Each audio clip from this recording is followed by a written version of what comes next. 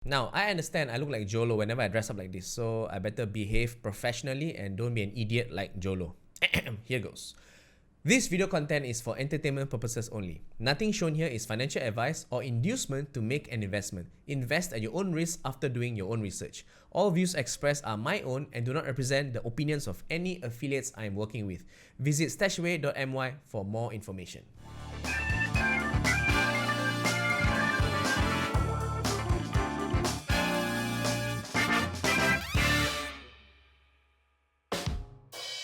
Hello everyone and welcome to a special edition of the All Day Show with No Budget with me, Jason Leong. This is special because it's sponsored by StashAway, a new intelligent way of growing your wealth.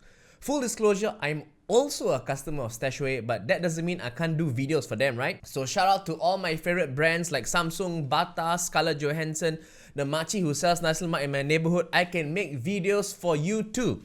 There is no limits to what I will do once I've decided to sell my soul. Now, as I've said many times, and my wife will agree with me, I'm not a financial expert.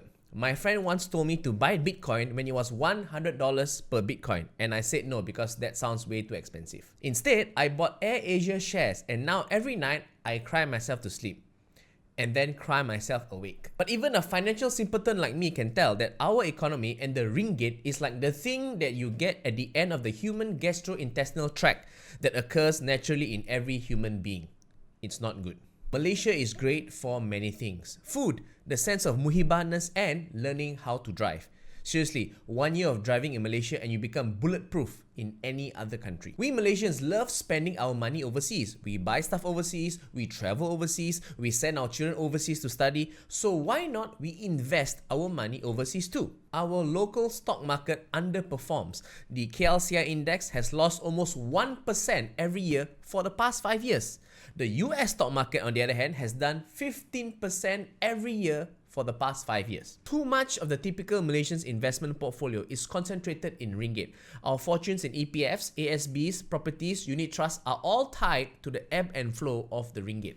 And if a nation's currency is an indicator of a nation's fortune, I worry about the ringgit a lot. My parents used to tell me of the good old days of ancient times when 1 ringgit was almost equal to 1 Singaporean dollar. If my academic performance in school was like this graph, I would be sound asleep in a coma after getting beat up by my parents. The economy is not doing great either. Investments are not coming in, GDP growth is not that great, and the rakyat are suffering since entering a lockdown where many businesses are not allowed to open. Only recently, some financial aid was announced, among which was a 1,500 ringgit special grant for small business owners that had to be paid over 2 months. Remember, some business owners haven't made money in more than a year, and someone thought that 1,500 ringgit over 2 months is going to be enough. 1,500 ringgit is more than enough for your expenditure, okay? 1,500 ringgit can buy groceries for a family of 4 for about 7 months, okay? So please don't complain. You should be grateful that we are using this money to help you, okay? Don't waste the money, don't overspend the money, understand? Be responsible business owners, okay? And remember, be grateful. Stay safe, don't get COVID.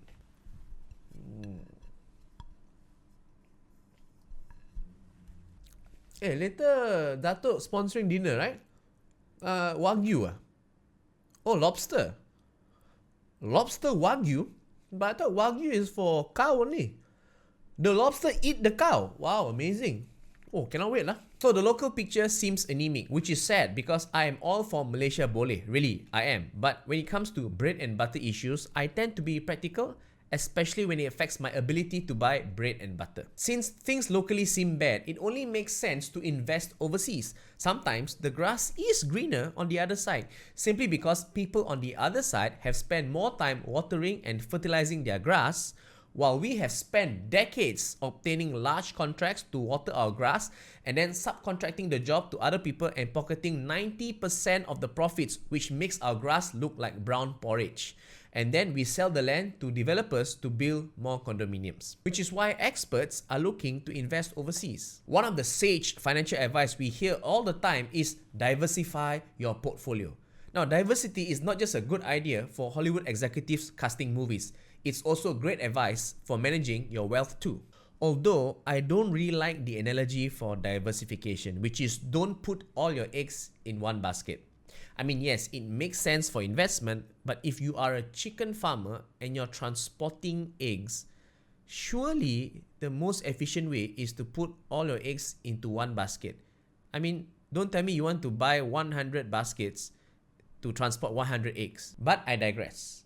Having overseas exposure is a smart money move to make. Now, if you want to invest in assets overseas, you have to open up foreign accounts, do all the paperwork, which can be a hassle.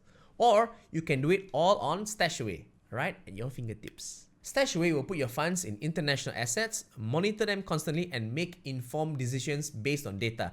And you can see for yourself at all times what has been done with your money and which baskets your eggs are in, on the grass that's greener on the other side. Now, even your money can fly. Booms, baby! Okay, unlike our leaders, I have an actual KPI, which is measured by how many people use the promo code DRJason when they inject fresh funds into their StashAway accounts. Now, what happens is you will get 3 months of management fees waived off, and this is a big deal, especially if you put in big funds into your StashAway account. So once again, DRJason, get on it, and I'll see you at the next episode. Bye-bye.